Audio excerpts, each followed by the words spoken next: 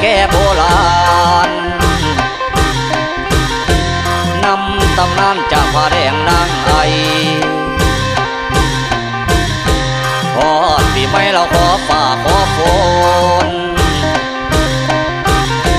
เป็นมงคลบ่ได้อึดได้ยาก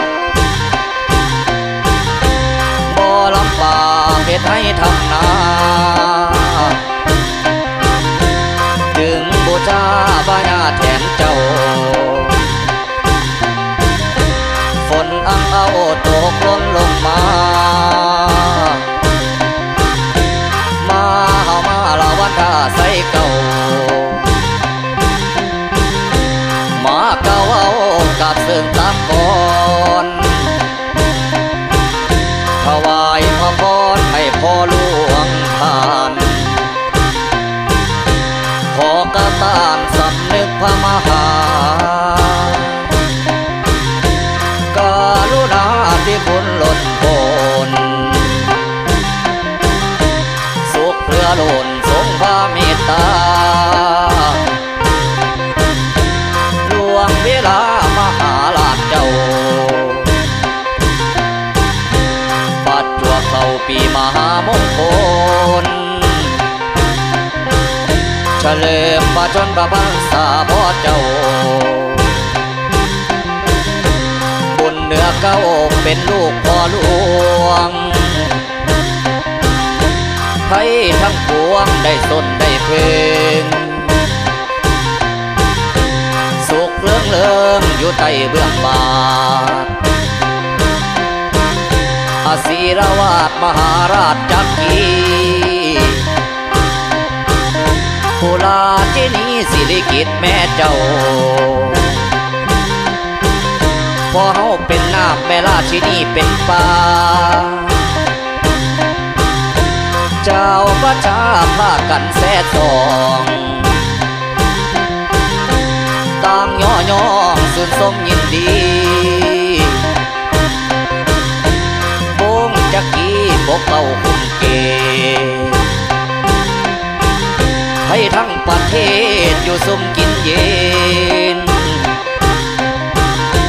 ย้อนทรงเป็นละผู้นำแบบอย่างยกมือขึ้นต่างรูปเทียนวันทาขอสมมากกอมลงแทบบาทนัวละญาติมาฟอดแทนอ่อนน้อยกวยแขนละเป็นแผ่นวาดฟอนโยยิงยอดฟอนทรงด้วยก่อนถวายพระพรทรงพระเจริญเดินโอ้โอ้ชาไรเฮาโอ้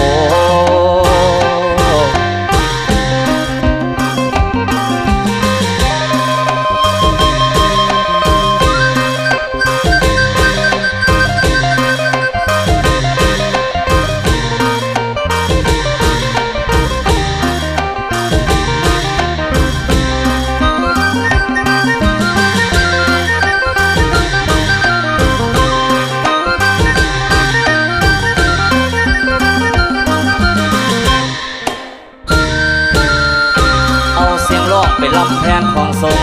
เอาเสียงร้องเป็นลำแทนของทรงพาประสงค์สิ่งแม่นหรือว่ายังไก่ไก่บ่ได้ใดดังหมายโลกพังหายไผพันยามาหาประทังสาเงาไก่กูไทยน้ำเนินผมขอเอื้นถวายพรก่อนทรงผมขอเอื้นถวายพรก่อนทรงสิ้นอีสานบรรจงเป็นก็ลำฝากไปจะได้ท่านรับฟังเอาใจตั้งรับฟังก่อนก่อนเสียงออกสำเนียงลำแพนด้วยแค่นแน่นฟอนปฐมก่อนถวายพระพรด้วยเดชเดชาแห่งองค์สมเด็จพระพุทธาองค์เทวดาสิ่งศักดิ์สิทธิ์ทั้งมวลขอทรงพระเกษมสำราญยิ่งโผยภัยทุกสิ่งอย่าได้มาราวีเกษมสุขอยู่สุขเกษมสีคู่องค์จักรีถิ่นไทยฟ้านทองใครบ่สิ้นงานสิ้นทุกอย่างใครบ่สิ้นงานสิ้นทุกอย่างมีแสงสองข้างนำเป็นแก้วข้าลานในเมืองบ้านหงเมืองปากกาเรื่องแถลงต่อท่อนุ่นพระเกียรติคุณยาวไก่ต่อไปบ่มีสิ้น อักขรศิลปินแท้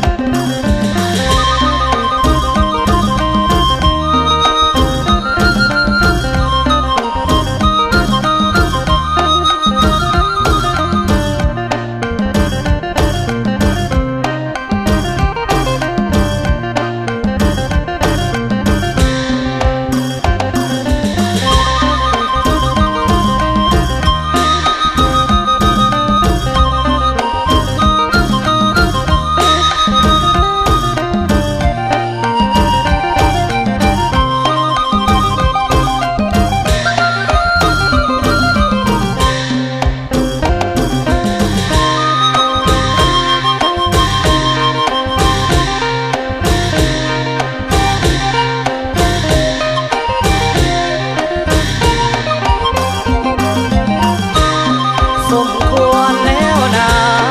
สมควรแล้วนะลูกหลานขอลาญาติพี่น้องมีการคัดกรองงานอื่นก็ยังมีอย่าได้หนีจากกันแสงตะวันนั้นส่องฟ้าอย่าได้หนีใกล้หน้าขอจงมาช่วยอำนวยไว้พรขอจงมาช่วยอำนวยไว้พรก่อนจากก่อนเอาก่อนจะได้จากก่อนผมขอวิงวอนให้ท่านสุขีจงอยู่ด้วยกันดีๆจงอยู่ด้วยกันดีๆอย่าผมจากนี้มีแต่ความสุขอย่าได้เอาทุกข์เข้ามาปะปนอย่าได้เอาทุกข์เข้ามาปะปนขลัดก่อนจากแล้วลาเมื่อลาข้าเจ้าลาก่อนห่วมลูกหลานสิขอลัดก่อนจากแล้วจากแล้วโอ้ยจากแล้วจากแล้วเราเมื่อบานละแม่นพร้อมกันโอ้ยนั่นละนานวลนี่นา